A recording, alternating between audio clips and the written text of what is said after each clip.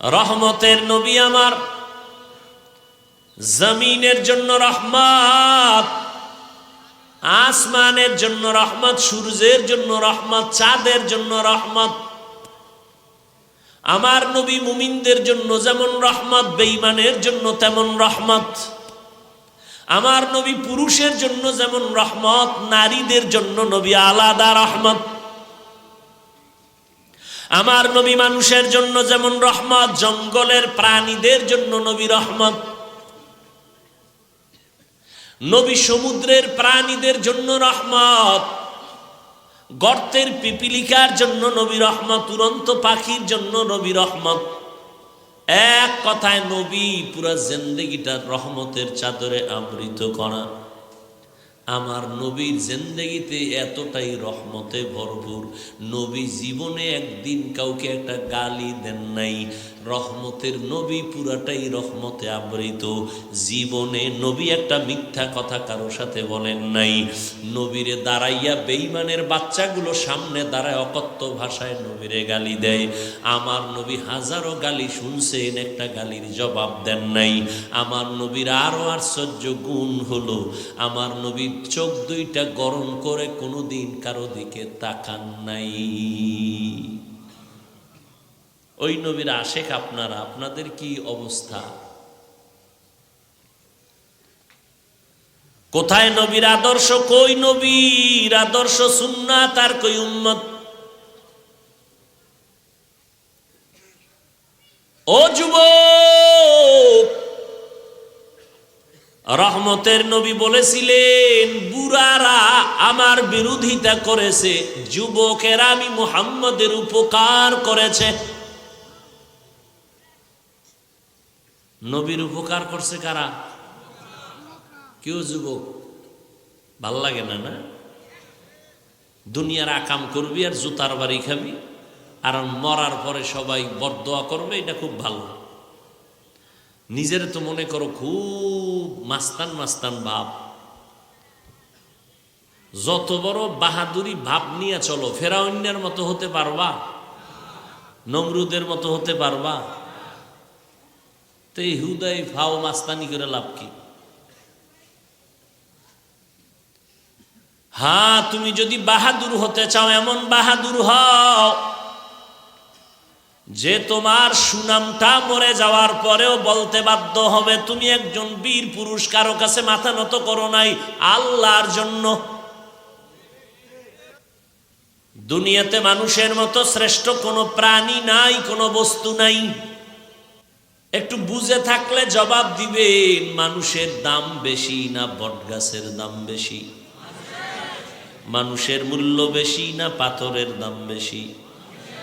হ্যাঁ, এই জন্যই তো নবী কয়, বাইতুল্লাহ পাথরের একটা ঘর, যেই ঘরটার এত দাম আল্লাহ কোরআনে বলেছেন, কিন্তু এই বাইতুল্লাহর থেকেও আল্লাহর প্রিয় মুমিনের দাম আরো বেশি। তাহলে পাথর আপনার গোলাম হবে, আপনি পাথরের পূজা করবেন কেন? বটগাছ আপনার গোলামি করবে, আপনি বটগাছের পূজা করবেন কেন? বুঝা গেল আপনার আকল নষ্ট হয়ে গেছে, বিবেক নষ্ট হয়ে গেছে। আপনার বিবেকের চিকিৎসা করা প্রয়োজন। আল্লাহ পাক আমার নবীকে অনেক কিছু দিয়েছেন। আমার নবীর বরকতে আমরা অনেক কিছু পেয়েছি, যা কোনো নবীও পান নাই, উম্মতেরাও পান নাই। কিয়ামতের দিনও নবীর উম্মতের মাথা থাকবে উঁচু। আমার নবীর উম্মত জান্নাতে ঢোকার আগে ভিন্ন কোন নবীর উম্মত জান্নাতে ঢোকার অনুমতি নাই। আরো আস্তে করে বলেন। চট্টগ্রামের জমিনে শাহ আমানত, গরিবের সন্তান,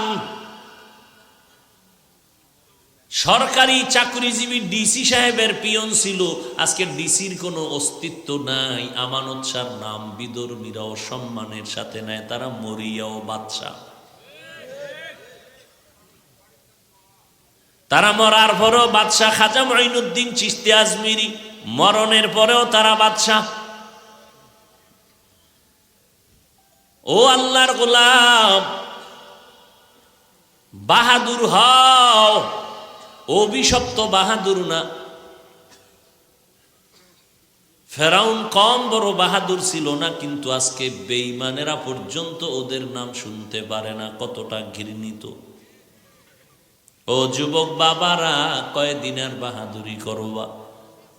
করোনার দিকে তাকায় কি দেখছিলা?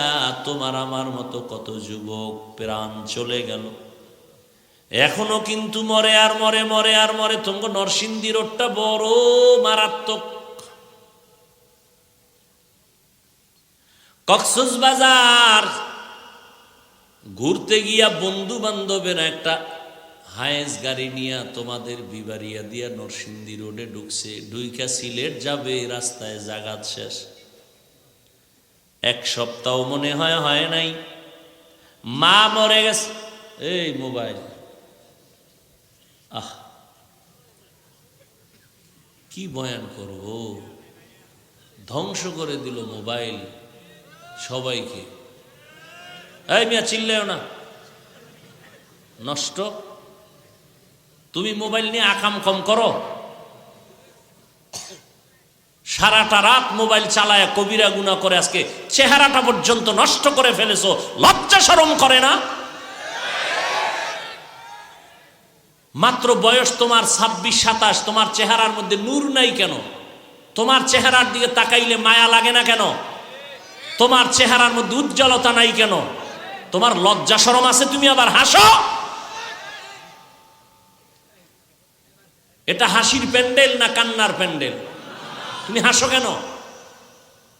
আমি যা বলতেছি এ তো শুনে কান্নার কথা, যে আমি এত খারাপ, আমার চরিত্র এত নষ্ট। অথচ তুমি কাজী নজরুলের ইতিহাস পড়ো, রবীন্দ্রনাথের ইতিহাস পড়ো, তাদের হাত তো তোমার থেকে একটা বেশি ছিল না, তাদের মাথাটা তোমাদের থেকে 1.5 কেজি ওজন বেশি ছিল না। তোমার মতোই তো যুবক, তোমরা স্কুল কলেজ ভার্সিটিতে যে সমস্ত লেখকের ইংলিশ বই পড়া ইংরেজি শিখছো, যেই সমস্ত লেখকের অঙ্ক বই পড়ে তোমরা অঙ্ক শিখলা, ওই আল্লাহর বান্দাদের কপাল কত ভালো যে তাদের লেখা বই সব ছেলে মেয়েরা বুকে লাগায় পড়ে, অথচ তাদের ঠিকানাও জানে না, পরিচয় নাই। তুমি মরিয়া গেলে জাতি কি তোমারে নিয়ে স্মরণ করে বুকে লাগাবে? এমন কি করেছো বলো? বরং এই মোবাইলের কারণে তোমার চরিত্রটা এত খারাপ, মনে হয় তুমি মরিয়া যদি যাও, আল্লাহ না করুন, তোমার মনে মনে মাও খুশি হবে, বাবাও খুশি হবে, কারণ তোমার চরিত্রের কারণে মা বাবা জায়গায় জায়গায় লজ্জা পায়।